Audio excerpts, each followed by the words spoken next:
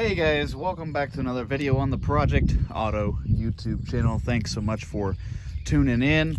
Welcome back. Sorry for the delay in uploads, but in today's video, here we are again with the 1997 Dodge Ram 2500 two-wheel drive. And in today's video, it's got the V10 in it. In today's video, we're going to be talking about this whole light setup here up front that you guys are looking at right now. We're going to talk about how we install this, how it's hooked up. I have some night clips of how bright the lights are that I will insert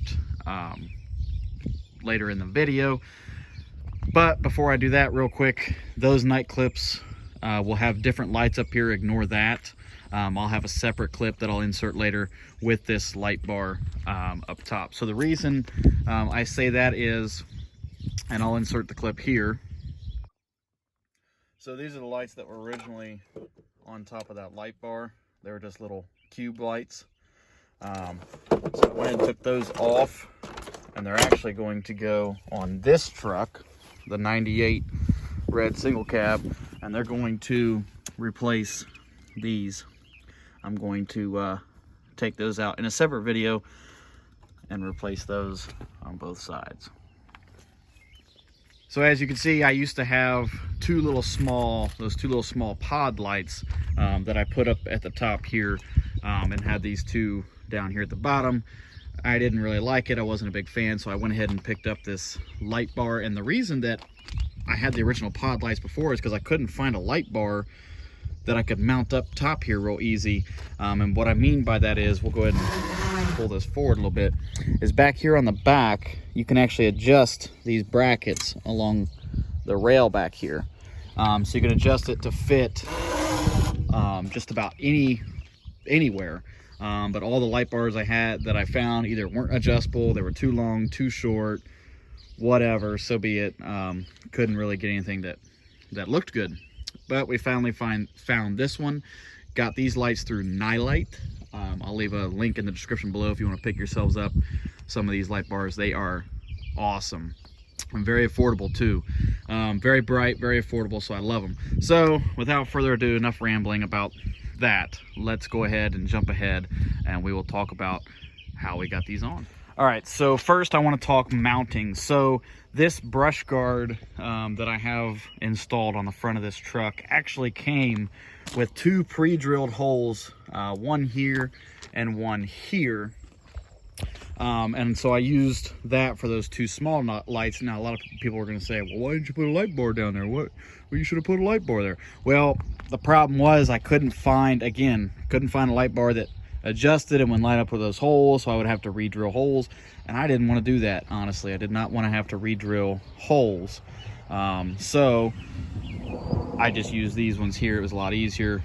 Plus these ones aren't as bright, and they're down lower, so I'll be able to use those for driving lights if I needed to without blinding people, and then I can use this one up top. So that's how those are mounted, and you can actually look up underneath and you can see that. We're gonna have to move that light down a little bit, that strobe light, to make that a little bit more visible, but that's how that's mounted. Now up top here I have they're made by NILIGHT as well. They're pole mounting brackets, I think is what they were called, or tube mounting brackets. Basically what it is they clamp on. So you have the bolt here, they clamp on, and you have the little rubber inserts that you can put to fit the size of your tube or your bar. Once those clamp on, I just noticed the little finish coming off there, probably from when it hit the truck, but anyhow, so you mount those on there, and then the bar just sits right up here on the top. You can have this facing either way, but obviously with the grill and the hood, I have it faced out that way. But that's all you do. I have noticed one flaw with these is that when you get out into the highways and you get to hitting bumps and you get the wind going, this tends to fall backwards, and that's probably where some of this scuffing is coming from. So you kind of have to, I leave it back unless I'm going to be using it, and then I'll pull it forward. I'm going to try to see what I can do to fix that to get it to stay. Another thing, and maybe somebody can comment on here. I get a lot of whistling noise when it's up like this. You get a lot of whistling with the wind. I've Googled it and it says it's where the wind's coming through these cooling fins. They make little plastic covers that you can put on it when it's not in use, but I don't want to have to stop and take that cover off and then be able to turn the light on. I want to be able to turn the light on. So if anybody has any suggestions, I thought about maybe putting some felt across the top here, maybe across the bottom too, without blocking these cooling fins. Maybe that would help. But if anybody has any suggestions, comment below. But yeah, so that's how this is mounted on, and then we just have the wire running down through there. So pretty simple, pretty easy. Let's go ahead and pop the hood. You can see the wiring mess I have going on up underneath here. I'm not the neatest when it comes to wiring, but hey, it gets the job done. So the NILIGHT light bars come with the wiring already ready to go. All you gotta do, you can see these little plugs here. Everything plugs together. I got it run through the firewall there. Again, I'm not the neatest when it comes to this, so whatever. Hooked up to the battery.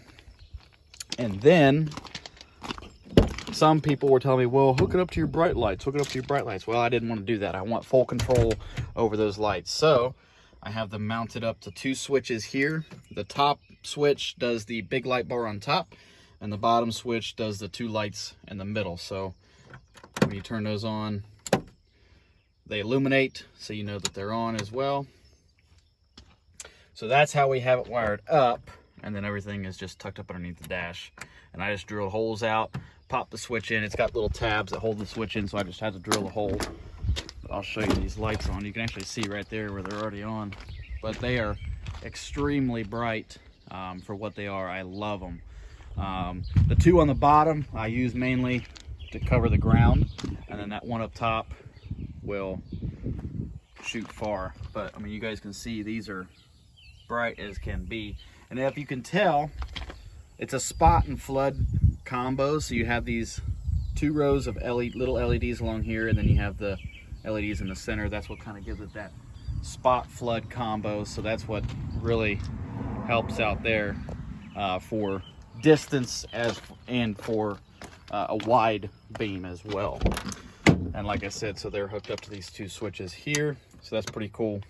But yeah, so I think it changes the look of the front of the truck. I think it gives it a little bit more aggressive stance. And anybody that's ever driven or owned one of these 2nd gen Dodge Rams, you know that the factory headlights suck.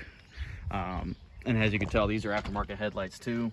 They're cheap, so they're not going to last forever, but they're better than what was on here from the factory.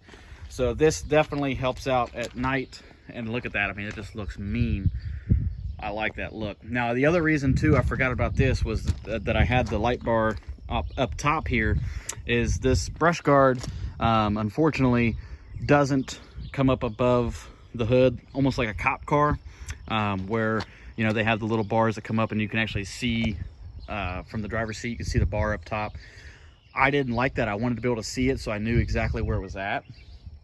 So with having this light bar on this top bar here, when this hood's all the way down, you can actually see the top half of this bar. So it's kind of gives it that it lets you know where that brush guard is. So that's what I liked, and it's up high, so definitely helps with illuminating the road, especially if you're on a back road or if you're off-road or anything like that. It really helps out a lot. But that just looks amazing. Love the look of that. So, but anyway, I hope you guys enjoyed the video. I don't want to ramble on for too long. I don't want this video to be too long. If you have any questions, comments, or concerns, leave them in the comments below. Any questions about the lights, comment below. I'll get to those as soon as I can. I will leave a link in the description where you can get these lights. They come with everything you need, the mounting hardware, the wiring, the switches, everything, so you won't have to do nothing or buy anything extra. But yeah, so I'll go ahead and insert those clips of the night shots of these lights here for you. And if you guys like the video, give it a thumbs up. And if you're stopping by for the first time and you haven't already, be sure to subscribe, and we'll catch you guys in the next one. Bye-bye.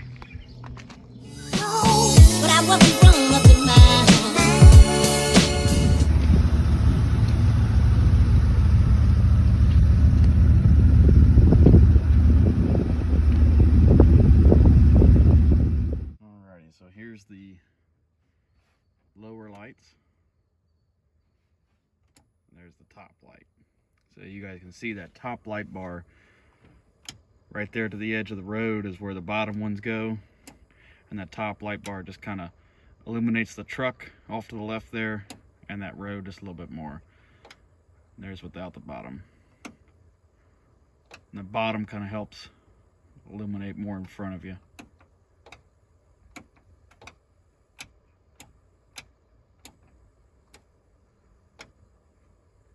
There you have it.